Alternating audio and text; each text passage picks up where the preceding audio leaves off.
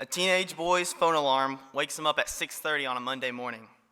He begrudgingly rolls out of bed, tells Alexa to turn on the lights, puts on his smartwatch, grabs his phone, checks his social media, and heads to the kitchen. When he gets to the kitchen, he sees that the refrigerator screen says that they're out of milk.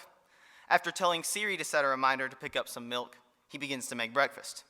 While he eats his breakfast, the boy answers several text messages from his watch and streams half an episode of his favorite TV show from his laptop. After he finishes breakfast, the boy goes to get ready, telling Alexa to turn on the lights in the bathroom. After getting ready, the boy says goodbye to his parents and heads to his car. As he is walking out, he starts his car with his phone and sends a text to his friend. In his car, he connects his phone with Bluetooth so that he can play music on the way to school.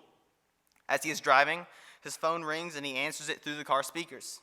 Once he gets to school, he disconnects his phone, takes off his watch, checks his phone one more time, and goes inside. Inside the school, he sorrowfully takes his phone and puts it inside of an envelope, and then goes to class. For a teenager in 2019, technology is all-encompassing. Often people cannot imagine life without it. But is this a good thing or a bad thing? Technology is the application of scientific knowledge for practical purposes. Technology is a tool that enables people to increase the outcome of their efforts, and its origins go as far back as human history itself. The oldest evidence for human control of fire dates back 300,000 to 400,000 years, and evidence supports that the wheel was invented around 3500 BC. The oldest known boat in the world, the Pesce canoe, is believed to have been made around 10,000 years ago, and triremes, the fast, maneuverable Athenian warships, were invented by the Greeks around 700 BC. Throughout history, technology has played key roles in the rise and fall of nations. Nowadays, technology is most commonly thought of as electronics, and in this thesis, technology will refer mainly to electronics. This type of technology plays a massive role in current society. Apple is one of the largest technology companies in America today. In 1976, Apple Computer launched Apple I, followed by the Apple II in 1977. The company would then go on to launch the iMac in 1998, the iPod in 2001, the iPhone in 2007, and the iPad in 2010. The ownership of technology has also increased over the years. In 1984, 8% of households reported owning a computer.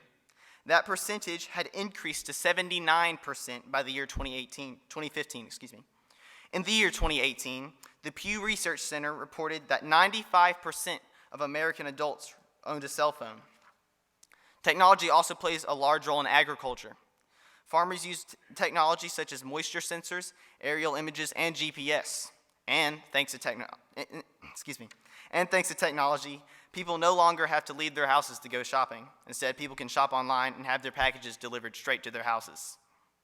About 20 years ago, media was most commonly consumed in two forms: on a desktop computer and on television. Also, about 20 years ago, the cell phone was just used to make phone calls. Things have drastically changed since then. People have gone from waiting to get news updates from the television to getting bits of news from gas pumps as they fill up their cars. Nowadays, technology encompasses almost every area of life.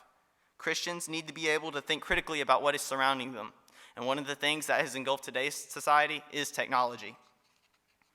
Although technology has many pitfalls about which Christians should be concerned, it also has many potential benefits that they should embrace in doing God's work. In order to have a healthy view of technology, first, Christians should be aware of technology's dangers. Second, Christians should view technology as a tool that can be employed in fulfilling the creation mandate. And third, Christians should view technology as a tool that can be employed in fulfilling the Great Commission. First of all, Christians should be aware of the dangers of technology. Technology is a tool that is used to increase the outcome of human abilities. But Jeremiah 17:9 says, "The heart is deceitful above all things and desperately sick. Who can understand it?" Ever since the fall, humans are naturally evil. Since technology has the ability to amplify human efforts, and humans are naturally sinful, we should be cautious when it comes to technology. Charles Colson and Nancy Pearcey write in their book, "How Now Shall We Live?" Bigger and better technology simply gives people bigger and better means to carry out either good or evil choices. Christians should be cautious about technology because it can make sin more effective. The internet is a prime example. For instance, Technology provides a quicker gateway to viewing pornography. Before the era of handheld smart devices, viewing pornography involved a lot of risk and effort. Now, due to modern technology, accessing this harmful material is as easy as taking a phone out of a pocket. Another way that technology is dangerous is that it can negatively impact the way that people think. Since handheld devices have become mainstream, the average attention span of a person has dropped from 12 to 8 seconds, and people who heavily use screens find it difficult to complete a necessary task when a phone signals an incoming message. Also, children who spend a lot of time using technology can struggle to determine the emotions of people based on nonverbal cues. This influence on the way that people think can have a detrimental effect on society. However, Christians ought not let themselves be so easily influenced. 1 Peter 1:13 says, "Therefore, preparing your minds for action and being sober-minded, set your hope fully on the grace that will be brought to you at the revelation of Jesus Christ." The Christian should stand guard over his or her mind when it comes to technology.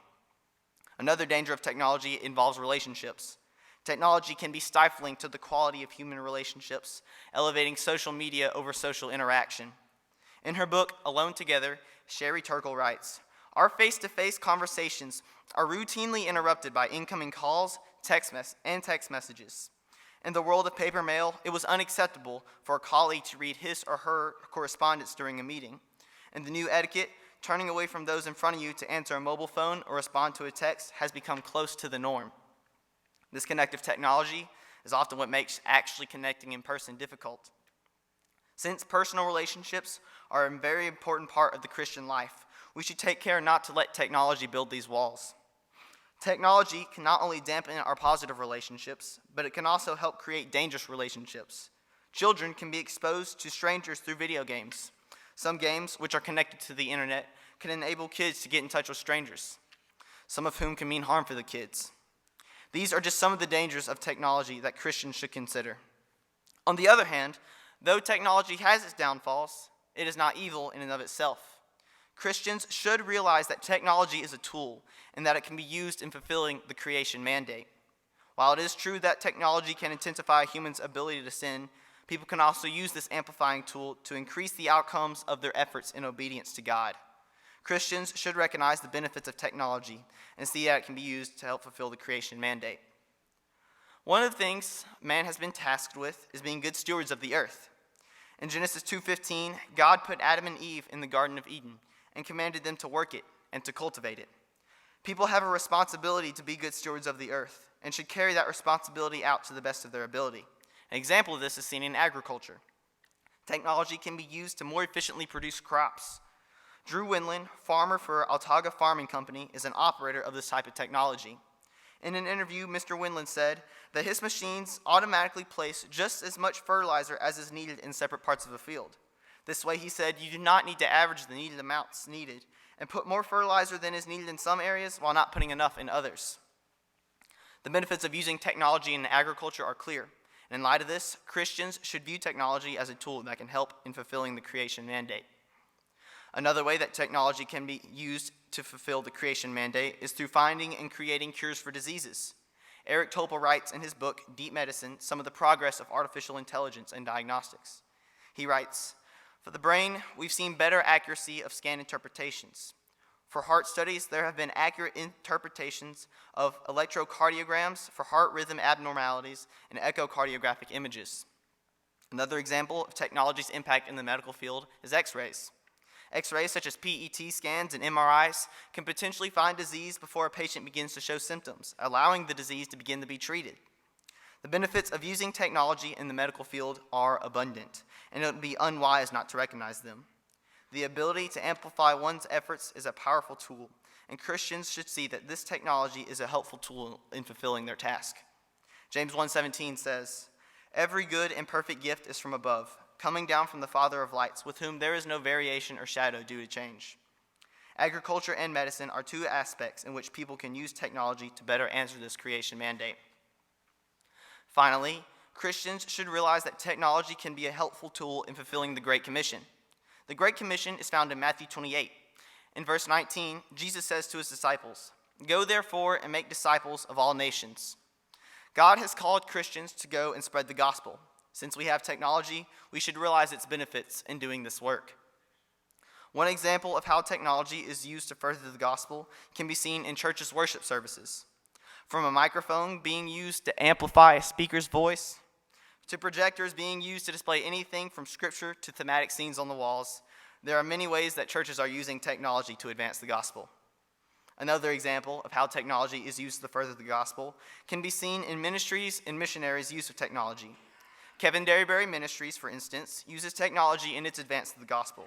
Using sound equipment and musical instruments, KDM goes to different facilities, leading worship and sharing the gospel.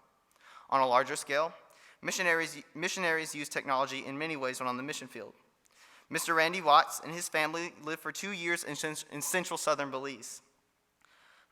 And Mr. Watts said that when they were on the mission field, technology played a critical role for the unity of the body of Christ.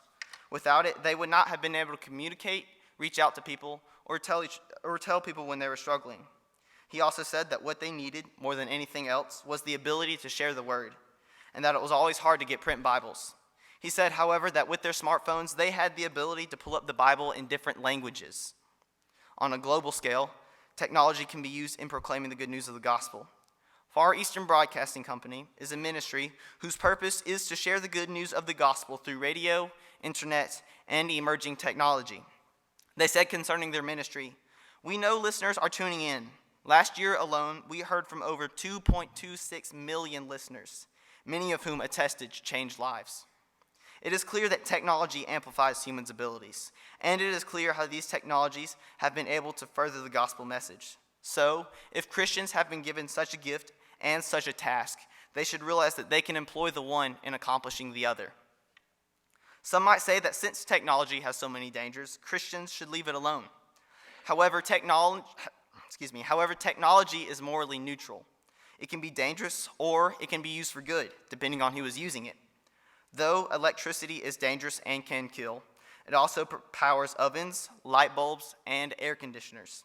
Likewise, while technology has potential dangers, it is a gift from God, which Christians should realize can be used to more effectively fulfill his commands. Some still might say that technology can seem impersonal and that it can distract from the gospel message. On the contrary, technology can bridge the gap between countries and foreign peoples, making a gateway, enabling people to share the gospel. An example of this is Far Eastern Broadcasting Company.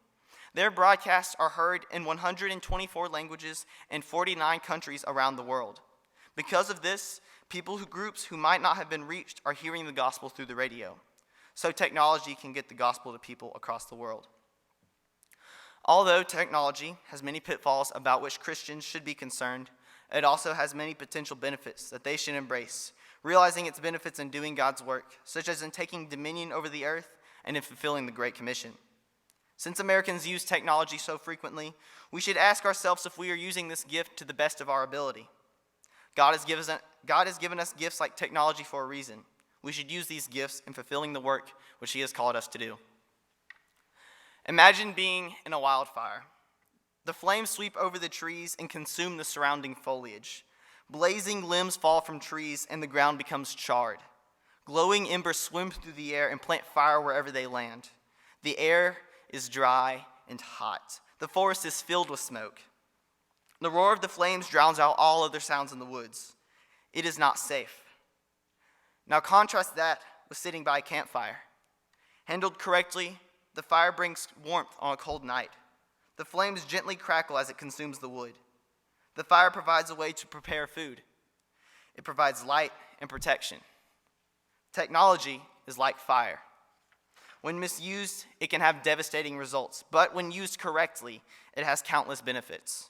While Christians should be aware of technology's dangers, they should first and foremost view it as a useful tool that can be employed in doing God's work. Thank you.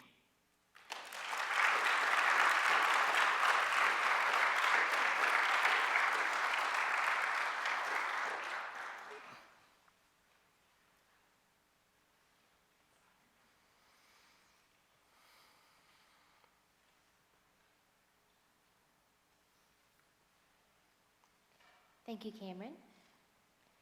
You mentioned the benefit of technology to agriculture. Have you found any ways that it has been dangerous or detrimental?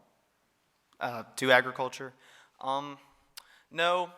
When I did my research on technology and agriculture, I was looking for the benefits, and actually, there are a lot more benefits that than I mentioned. Actually, they're due to technology, we're able to keep preserve resources, and we're able to make it more efficient. I guess we're able to waste less and make it to where we misuse the resources we've been given. So no, I didn't research how it could be misused or how it could have negative effects.